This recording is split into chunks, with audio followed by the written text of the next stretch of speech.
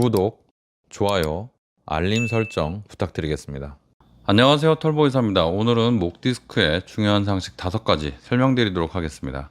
첫 번째, 목 디스크의 정의와 원인에 대해서 말씀드리겠습니다. 목 디스크는 목 척추 사이에 있는 추간판이 돌출되어서 신경을 압박하면서 통증이나 저림 등의 증상이 나타나는 질환입니다. 정확한 원인은 아직 명확히 밝혀지지 않았습니다. 다만 노화, 잘못된 자세, 외상, 반복적인 목 사용, 유전적 요인 등이 복합적으로 영향을 미치는 것으로 추정됩니다. 목 디스크의 원인은 이거다. 이것 때문에 목 디스크가 걸린다. 이것 때문에 목 디스크가 걸리니까 이거 조심해라. 이것만 조심하면 된다. 아니면 이런 자세로 하면 목 디스크 안 걸린다라고 하는 말은 잘못된 말입니다. 목 디스크의 원인은 아직도 정확히 알지 못합니다. 추정할 뿐이죠. 특히 현대인의 생활 방식에서 비롯된 잘못된 습관이 목 디스크의 전적인 원인이라고 하는 경우가 있는데, 그렇지 않고 발생에 영향을 조금 준다고 생각하시면 되겠습니다. 두 번째, 목 디스크의 증상에 대해서 말씀드리겠습니다. 가장 흔한 증상은 목 통증과 팔저림입니다. 그러나 목 디스크는 개인에 따라서 매우 다양하게 증상이 나타날 수도 있습니다. 어떤 사람은 목만 아프고 어떤 사람은 팔만 저리고, 그런 것도 없이 어깨만 아픈 사람, 아니면 앞가슴만 아픈 사람, 아니면 등만 결리는 사람, 다양합니다. 그리고 아픈 데가 없는데 괜히 다리 힘이 빠져서 휘청휘청하는 그런 분도 있죠. 어떤 사람은 그냥 담만 결린 것 같은 그런 증상이 이 앞가슴, 특히 좌측 앞가슴 쪽에 있어서 이거는 심장 문제하고 헷갈려서 심장에 관한 여러 가지 검사를 하고, 혹시 심근경색이나 협심증이 아닌지 온갖 검사를 다 하고도 원인을 모르는 경우가 간혹 있습니다. 디스크가 어느 위치에서 나왔는지, 그리고 환자의 상태에 따라서 신경의 압박 정도에 따라서 증상이 매우 달라질 수 있습니다. 또 급성으로 나왔냐 아니면 오래됐냐에 따라서도 달라질 수 있죠. 세 번째, 목 디스크의 진단 방법에 대해서 말씀드리겠습니다. 목 디스크의 가장 정확한 진단 방법은 MRI 검사입니다.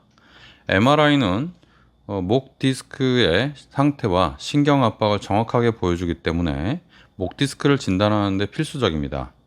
그렇지만 그 정확한 MRI도 약 90% 정도만 보인다, 이렇게 생각하셔야 되지 100% 다 보인다고 생각하면 실수하기 쉽습니다. 물론 환자분들이 그런 생각을 하진 않겠지만 의사가 얘기할 때 확신에 차서 얘기하는 경우가 있더라도 목 디스크를 진단할 때 MRI는 약 90% 정도만 보인다, 그리고 그것이 가장 좋은 검사다, 이렇게 알고 계셔야 됩니다.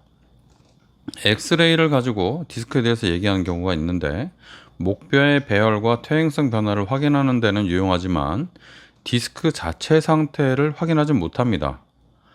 목 디스크를 보는 데는 엑스레이는 정확하지 않은 정도가 아니라 아예 볼 수가 없어요. 그러니까 빨간색, 파란색, 회색 이런 거를 흑백으로 찍었을 때 구별을 못 하잖아요. 그죠? 그러니까 그 목 디스크가 나왔는지 안 나왔는지를 엑스레이로는 전혀 알 수가 없습니다. 간혹 높이가 좀 낮아졌다든지 아니면 배열이 좀 이상한 걸 가지고 추정할 수는 있지만, 그 디스크가 있다 없다 얘기하는 건 굉장히 잘못된 얘기입니다.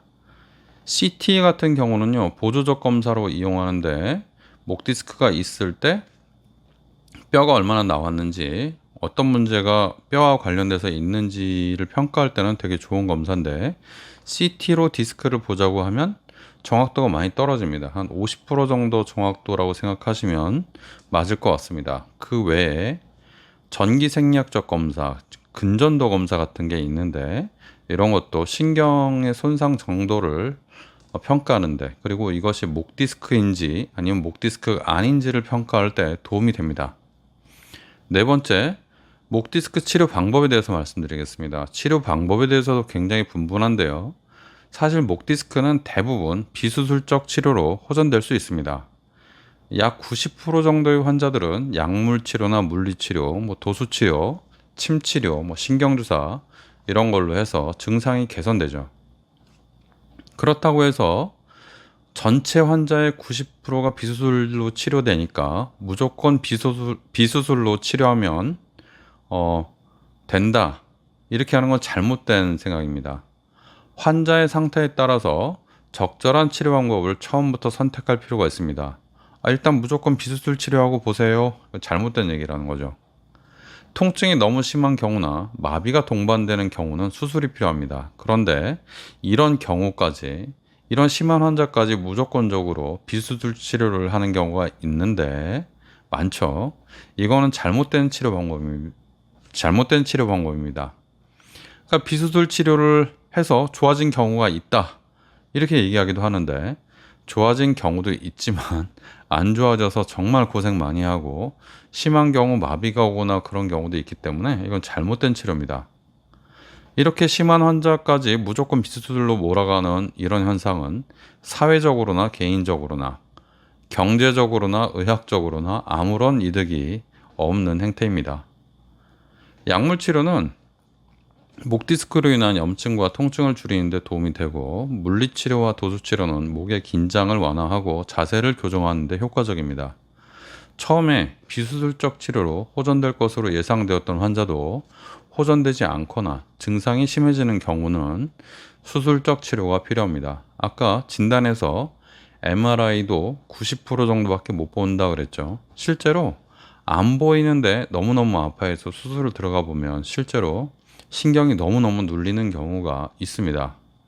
수술에는 미세 현미경 수술, 내시경 수술, 인공 디스크 치환술 여러 가지가 있는데, 보통 가장 기본으로 되어 있는 것이 인공 디스크 말고 인공뼈를 이용한 경추 유합술이 가장 기본으로 되어 있습니다. 물론 미세 수술, 내시경 수술, 인공 디스크 치환술 이런 것들이 최근에 개발돼서 좋은 성적을 보이고 있는데, 그래도 가장 안전하고 안정성이 보장되는 방법은 인공뼈를 이용한 경추 유합술이 가장 좋은 것으로 현재까지도 되어 있습니다. 환자의 상태에 따라서, 그리고 환자의 어떤 선호도, 의사의 선호도에 따라서 방법을 달리할 수는 있겠죠. 다섯 번째, 예방과 관리인데요. 이 부분에 대해서도 굉장히 많은 의견들이 있습니다. 확실한 것은요, 목 디스크를 완전히 예방할 수 있는 방법은 없다는 겁니다. 하지만 생활 습관을 관리함으로써 발병 위험을 약간은 줄일 수 있습니다. 올바른 자세가 가장 중요하고요.